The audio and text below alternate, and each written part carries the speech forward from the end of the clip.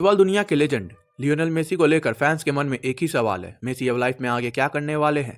फिलहाल Messi retire नहीं हुए हैं, वह अभी भी इंटर मियामी के लिए प्रोफेशनल फुटबॉल खेल रहे हैं और MLS में अपनी मैजिक दिखा रहे हैं। सबसे बड़ी बात यह है कि मेसी का नेक्स्ट बिग टारगेट हो सकता है 2026 फीफा वर्ल्ड कप।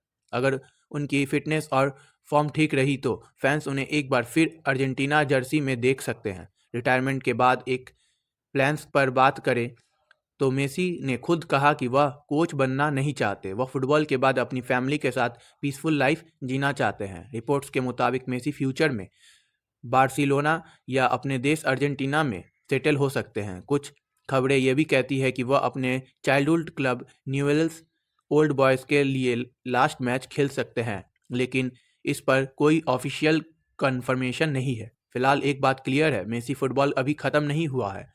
मैं हूँ ARJ और आप देख रहे हैं फ्लैश न्यूज़ बाय ARJ। धन्यवाद।